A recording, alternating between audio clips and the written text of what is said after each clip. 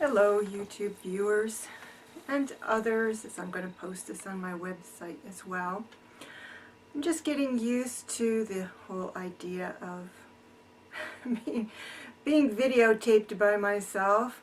I'm from a generation that is not accustomed to this, and so it feels a little weird even though I am a teacher. And I'm used to standing up in front of others several hours a week. So what I thought I would do is talk a little bit about my journey with the tarot. I don't know that I could even call it a journey. It was quite interrupted. I don't remember exactly how I got started in cards in general. I might be able to blame my sister. You see, in some of the weekly readings that I do, you see these little angel cards. You might notice that they're a little yellowed.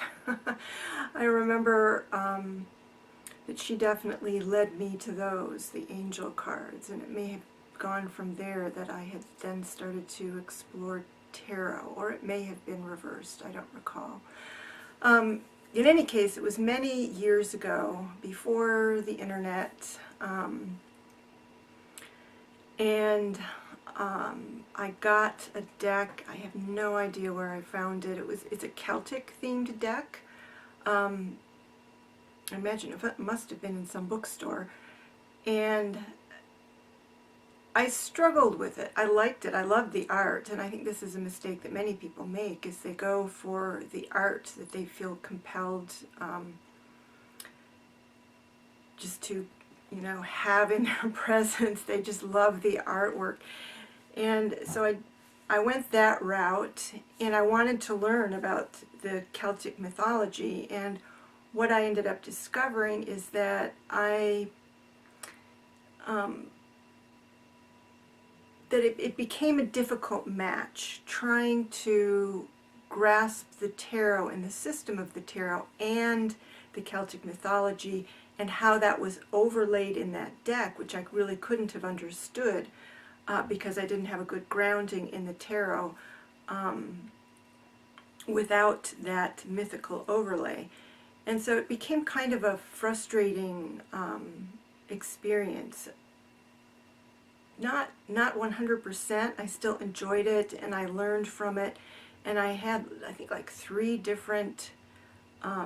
two different books on the tarot in general, and then the book that came with the deck. And so I did what many people do, and I made notes on the different, gathering from all of the sources I could come up with, and for each of the cards, and then going back over and doing for reversals, so I did all of that in the early days. But in the end, I was quite frustrated, and never felt like I was doing intuitive readings. I understood the cards, but I was always running back to that source, those notes. I was always running back to the notes. And I came to the conclusion it was just too complicated for me. I thought, nah, this is too complicated for me. I kind of fell out with that beautiful deck and said, if I'm not using, this was over many years. I didn't give up instantly or anything, but there was a point at which the deck felt stale to me, and I felt the system wasn't working for me, and I let it go. I gave that deck to someone else who was happy to have it. And but I didn't give up card reading. I did not give up card reading.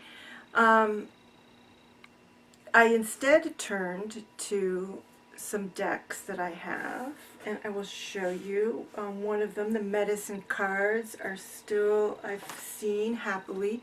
I mean, I got this many years ago too, so this is one of the first, the medicine cards. The animal cards, I felt very connected to the animal cards, and so I love the animal cards. And so this was my primary deck for a long, long time, my medicine cards, and was perfectly happy with them. I don't use them, perhaps because they do feel so personal to me now. I don't use them for readings. I recently, though, had a young woman do a reading for me using the newer deck, which has some, from what I understand, has some newer additions to it, some additional animals added to it.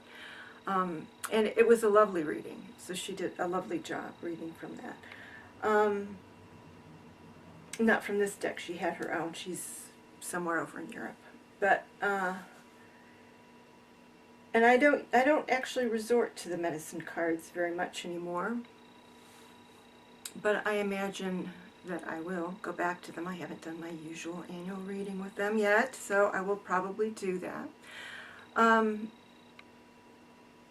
The other deck that I got is much more recent, I don't know, 5 years ago, and I also don't remember where I got this, is this Medicine of the Wheel. Medicine of the Wheel. I'll do some, for this I might even do a little review. Medicine of, you know, again, a Native American themed deck. And I loved Jody Bergstra's, I love her artwork, so again, you know, the artwork drawing me in. And that has limitations. In fact, they both do, really. And so I've used them, and again, mainly for annual readings, or if I have a decision to make, I'll pull them out and see what kind of vibes I get from them. And when I decided to get back into card reading, which I did primarily just for my own, I thought it would be cool to do this. And really for the first time, I wanted to do it for other people. I think I never felt that I could do it for other people, except, you know, if somebody was close to. My sister and I would sit over the cards on occasion, but not frequently. I did it 99.99% of the time for myself. And so I decided to get back into it. And this was after many years of really not even being very connected to these two decks that I have. I would very rarely resort to them. And not having a tarot deck for, oh golly, 15 years or something like that. More than that. A long, long time. But I kept my notes. Interestingly enough, I always kept my notes. And I always kept up with my year, what my year was in the major arcana. And I always felt very connected to my tarot birth card, which is the Chariot. And so when I decided to get back into card reading, and really my main impetus for that was to read for others. I just wanted to do that. I felt like that was a way that I could give to people. And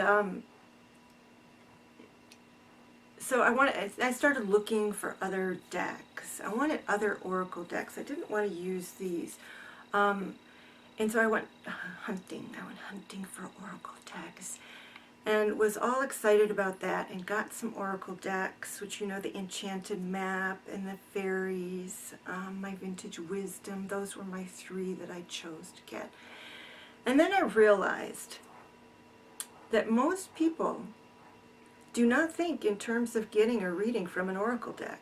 A lot of times they have no idea what the oracle deck stuff is, and it just sounds weird to them. I mean, the card reading in general, and I live in the American South, you know, so the whole thing was a stretch, too much of a stretch. And I found that if I wanted to do free readings for people, to practice reading for other people and see if I was any good at it, I mean, I had no assumptions in that regard, that they were all tarot. They're all tarot. And I feel like if somebody asks for a tarot reading, free or not, if somebody asks for a tarot reading, that's the deck that should be used. You should use the tarot, unless you have explicit permission otherwise. And so I thought, all right, if I'm going to have to, you know, for me to have an opportunity to practice, I'm going to have to face the tarot again. I had reservations, but I thought, you know, at this point, I've done so much else in my life. Surely I can go back to the tarot. I dug around and found those old notes. and bought a tarot deck so that I could practice reading for others. And lo and behold, it was so much easier when I got the Rider-Waite deck. And that's what I did. I just went, keep it simple, went back to the Rider-Waite Smith deck, watched some YouTube videos, looked again at some of my notes, very, very little actually, referring to my old notes. And it just clicked. And it clicked this time in a way that it certainly never did before. Never, ever. So that now I rarely refer to a source. I'm just looking at the cards. I'm not sure how well I would do without the cues on the Rider-Waite Smith. I love all those cues. I love how you can pick and choose, and I love how flexible they are. There are cards that I have had just numerous interpretations of the same card, depending on the question being asked and the vibes in the spread, you know, what's going on with other cards and just the feel of it. And so what I've discovered here in a later part of my life, in my 50s, after this long hiatus from doing much card reading at all and never reading for other people, is that my intuitive sense of what the cards mean or are getting at, or the patterns that are unfolding, is just much more acute and flexible. I'm not trying to make the cards, I think, fit a meaning that somebody else has assigned to them, except within the broader system of the tarot, which I would say at this point I appreciate more than I did before. I was just befuddled by it before, and now I get it. Even though I'm reading individual cards together, I get their placement in the overall system. And I think that's a matter of life experience, truly. I don't know that I could have the understanding of the tarot 20 years ago, 30 years ago, that I have now. At this age, having gone through all of the things I've gone through, etc., etc. So a lot of times when people are getting a reading from me, they're not just, they're getting my life experience. They're getting how I've coped and